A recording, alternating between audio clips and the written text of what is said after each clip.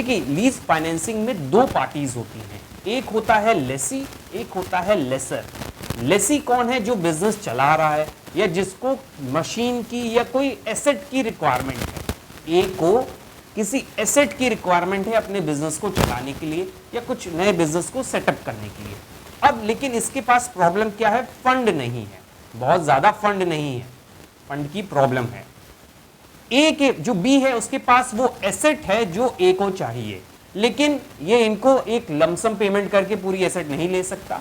तो एक financial arrangement arrange किया गया है जिसमें ए को वो एसेट मिल जाएगी यूज करने के लिए और इसको रिटर्न में कुछ पेमेंट करते रहना होगा बी को, जिसको कह रहे हैं हम लेसर। मतलब दो पार्टीज हैं इसमें, लेसी लेसर, और बी क्या कर रहा है? अपनी एसेट को यूज करने का राइट दे दे रहा है ए को in return of something, upfront payment या कुछ सीरीज ऑफ पेमेंट के फॉर्म में ए रिटर्न करेगा। मतलब एसेट परचेज करने जाता तो एक बार में लमसम अमाउंट देना पड़ता, लेकिन यहां बी क्या कर दे रहा है? उसको एसेट यूज करने दे रहा है। मतलब क्या दे रहा है? राइट दे रहा है। यहां पे ध्यान रखिएगा, इसने क्या दिया है? राइट दिया है कि आप मेरी एसेट को यूज करिए, ओनरशिप नहीं दे रहा है। ओनरशिप नहीं दी जा रही है यहां पर। ओनरशिप कब मिलेगी? जब ये पूरा पेमेंट कर देगा तभी मिलती है। ऑब्वियस है, कोई भी चीज हम खरीद लेते हैं तभी उसकी ओनरशिप मिलती है।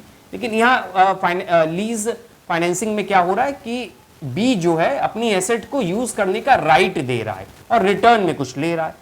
ऐसे फाइनेंशियल अरेंजमेंट को लीज फाइनेंसिंग कहा जाता है। तो चलिए अब हम डिटेल में समझते हैं। एक लेसी होता है, एक लेसर होता है। ये दो वर्ड आपको याद रखने हैं और इस डेफिनेशन में भी लिखने होंगे। तो लीज फाइनेंसिंग को अब हम थ्योरेटिकल वे में समझते हैं। Lease financing is a financial arrangement where one party lessee obtains the use of an asset from another party the lessor। ये क्या कर रहा है? एसेट को यूज करने का राइट ऑब्टेन कर रहा है किससे? लेसर से। In for specified period. अब यहां पे टाइम पीरियड भी है कि आप 10 साल तक यूज करें, 5 साल तक यूज करें, वो आपस में जो कंडीशन रखी गई होगी उस पर डिपेंड करेगा।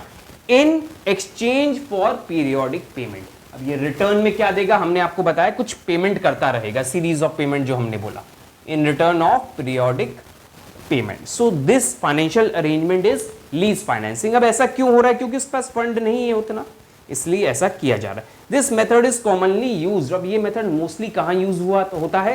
एसेट को एक्वायर करने के लिए या यूज करने के लिए, मशीन को यूज करने के लिए। ऐसे केसेस में लीज फाइनेंसिंग की जाती है। आपने सुना होगा कि हमने लीज पे ये एसेट ले रखी है, हम यूज करेंगे फिर वापस बाद में लौटा देंगे, या फिर टाइम पीरियड एंड होने पे खरीद लेंगे, ऐसा भी ऑप्शन होता है।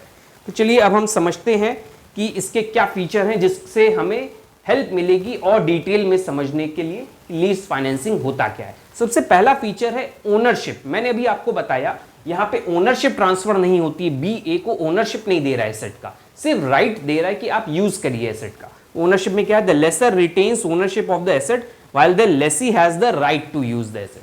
इसके पास ओनरशिप रिटेन रहती है, अपने हैंड में ही रहती है। Periodic payments.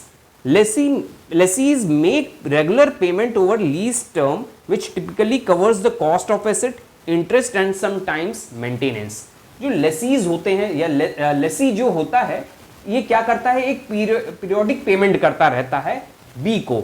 अब उस पेमेंट में क्या क्या इंक्लूड होगा? ऑब्वियस है, ये कुछ इंटरेस्ट लेगा, मशीन के मेंटेनेंस का खर्चा लेगा और मशीन की कुछ वैल्यू का भी पैसा लेगा। तो यही चीज यहां लिखी हुई है, typically covers cost of asset, interest and sometimes maintenance. मतलब जो एसेट देगा यूज करने, ऑब्वियसली अपना सब कुछ कवर करेगा उस रिटर्न में जो भी पीरियोडिक पेमेंट हो रहा है। So these are two feature, periodic payment and ownership. And third one is lease term. Lease term क्या है? जो आपस में डिसाइड हुआ है कि 10 साल तक यूज करना है एसेट को और पीरियोडिक पेमेंट करते रहना है। This time period is lease term. Lease agreement can be short term और long term depending upon the needs of the lessee या लेसी बिजनेस एसेट को यूज करेगा, इसलिए उसके अकॉर्डिंग ही डिसाइड होता है लीज टर्म। आगे दिया है ऑप्शंस एट टर्मिनेशन। 10 इयर्स का लीज टर्म है, 10 इयर्स एंड हो गए। अब इसके ए के सामने ऑप्शंस रहते हैं कुछ। क्या ऑप्शन है वो समझते हैं। Eight the end of the lease the lessee may have. Lease term के एंड होने पे लेसी के पास कुछ ऑप्शंस आते हैं। क्या है? रिन्यू कर सकता है, एक तो 10 इयर्स का खत्म हो गया और यूज करना चाहता है तो 5 साल का बढ़ा सकता है लीज टर्म, या फिर एक पेमेंट जो भी है, सपोज लीज पेमेंट हो रहा है, 10 ईयर्स का लीज एग्रीमेंट हुआ है, 10 ईयर्स के बाद भी पहले से डिसाइड कर लेता है फर्स्ट ईयर में कि अगर आप रिन्यू करेंगे तो रिन्यू कर सकते हैं इस लीज टर्म को 10 ईयर्स के बाद, या 10 ईयर्स के एंड पे मुझे इतना पेमेंट कर दीजिएगा, ये एसेट हम आपके नाम कर देंगे। तो ये भी हो सकता है, जिसको हम कहते हैं लीज टर्म के अंदर। तो lease agreement can be short term, long term, depending upon the, हो गया ऑप्शन एट टर्मिनेशन को समझ रहे हैं, sorry. At the end of lease the lessee may have option such as renewing the lease, तो अभी बताया रिन्यू कर सकता है, purchasing the asset at predetermined price और returning it to the lessor. तो 3 के ऑप्शन आते हैं ए के सामने। एक पहला ऑप्शन है कि वो परचेज कर ले। परचेज कैसे करेगा? जो प्री डिटरमाइंड प्राइस डिसाइड हुआ होगा लीज टर्म स्टार्ट होने के पहले। दूसरा क्या पहले डिसाइड हो जाएगा, एंड में नहीं। दूसरा क्या है, रिन्यू कर ले। और थर्ड इज एसेट को लौटा दे, रिटर्न कर दे, नहीं यूज होगा तो रिटर्न भी कर देगा। तो इसमें ओवरऑल 3 कंडीशन आती हैं।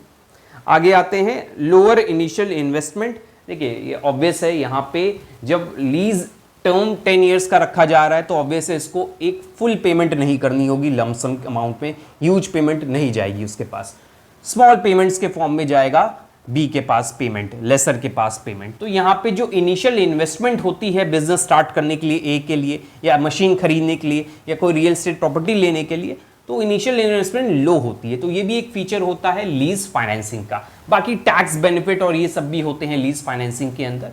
So this is all about your lease financing. Next video में टाइप्स ऑफ लीज फाइनेंसिंग पढ़ेंगे।